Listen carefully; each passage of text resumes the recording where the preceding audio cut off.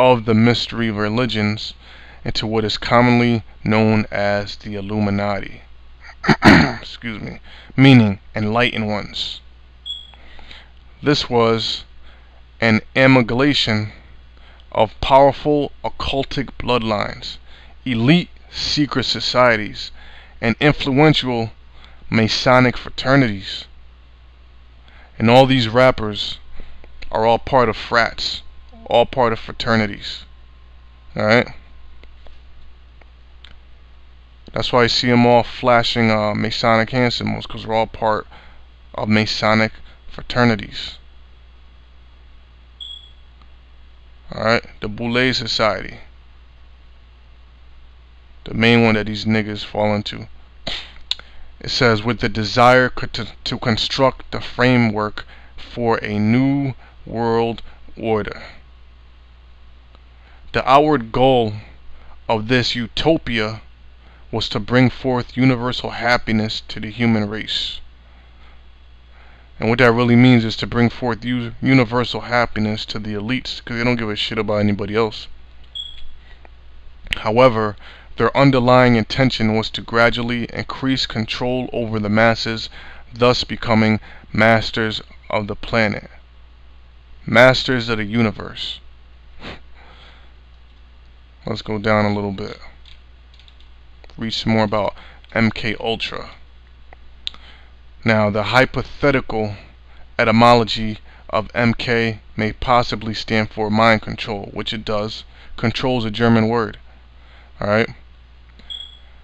Because this was invented by German scientists, excuse me, which are known in the Bible as T-men, which are the wisest of the crackers. The best of everything comes from Germany.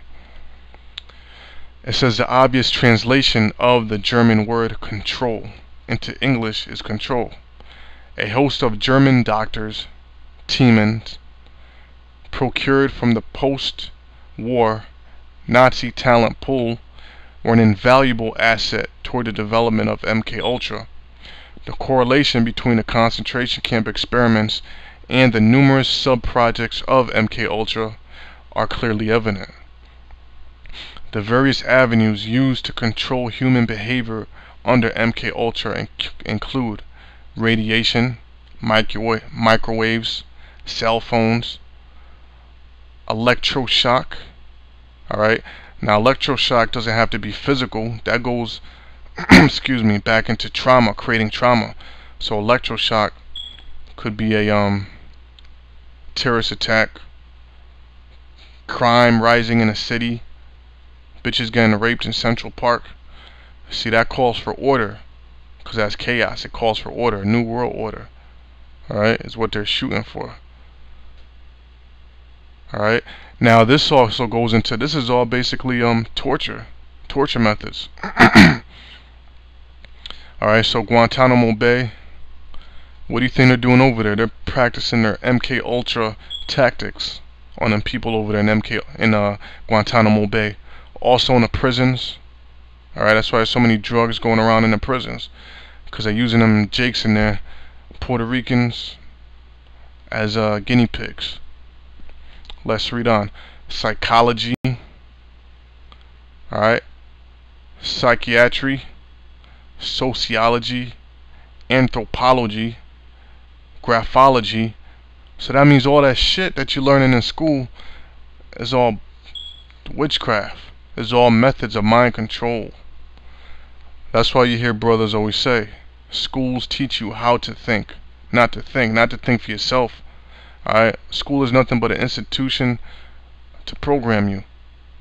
Alright, might as well put straitjackets on everybody in there. But their mind is in straitjackets. It says harassment, substances, paramilitary devices, materials, LSD being the most widely dispensed material. Alright, and I remember back in the early 90s, you can go to Harlem, 125th Street, right on the corner, and you could buy mess tabs, LSD, anything, man. Alright, them white boys were heavily into it, into that stuff. Alright, and they were pushing that stuff hard during the hippie era. Alright, and now they got all sorts of other drugs. They got now it's marijuana, dust.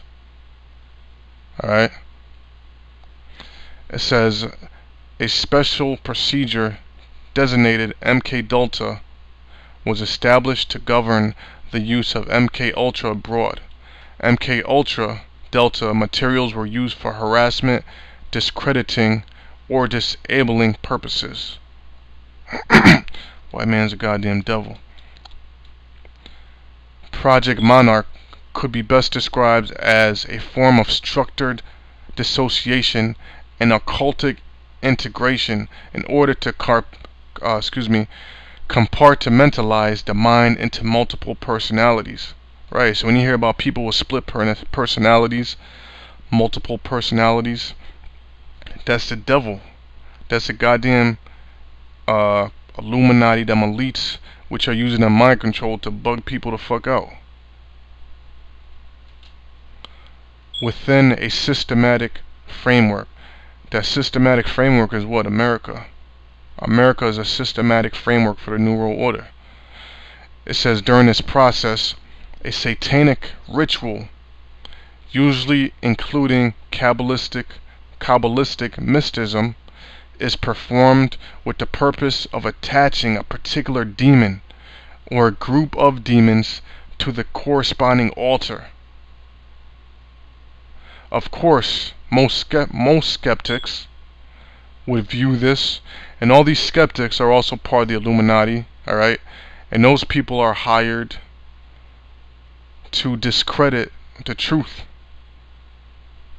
Alright? So of course, most skeptics, if they're hired, if they're paid off, would view this as simply a means to enhance trauma within the victims, negating any irrational belief that demonic possession actually occurs. Now, if you remembered earlier in this lesson, alright, and I made reference to it a few times, that these witches of the Illuminati, they use them to channel demons through artists, and these artists actually get inspiration from these demons.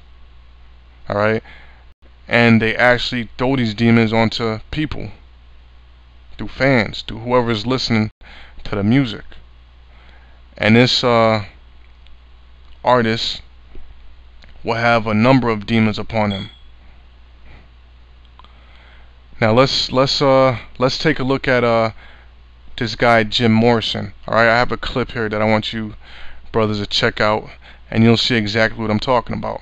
It was there at Venice Beach as Jim lived on the roof of an old abandoned building that Satan communicated music to Jim Morrison, who couldn't even sing at the time, through visions. It was here that Jim Morrison opened his heart up to Satan's vision. Jim Morrison admitted of this experience. In that year there was an intense visitation of energy. He said, "I left school and went down to the beach to live. I slept on a roof. I met the spirit of music." Who was that spirit? He said, "An appearance of the devil on a Venice canal. Running, I saw Satan." The material that Satan would communicate to Jim Morrison on Venice Beach would become the basis of the Doors' first two albums, and would be far more powerful than anything that they would make subsequently to that time. Morrison said, "I was living in this abandoned office building, sleeping on the roof. I just started hearing songs. I heard in my head a whole concert situation with a band and singing and an audience, a large audience. Those first 5 or 6 songs I wrote, I was just taking notes at a fantastic rock concert that was going on inside my head." Jim Morrison, who was incredibly shy and could not sing a lick, went through a demonic transformation on stage as the demons that possessed him sang through him. Ray Manzarek, the Doors keyboard player, points out that Jim Morrison was a shaman. Jim's contribution to music was that Jim was real. Jim was real on stage. Jim was real when he wrote his songs, when he sang his songs in the studio. He was not a performer. He was not an entertainer. He was not a showman. He was a shaman. He was possessed, man. He was possessed, man. Possessed, man. Manzarek also stated, "On stage, Morrison came alive and was the most exciting and dynamic performer I'd ever seen. He would go through trips on stage. You wouldn't believe the personalities that would come out of him, the intensity that would speak to the audience." Manzarek went on to say 15,000 people would just be hushed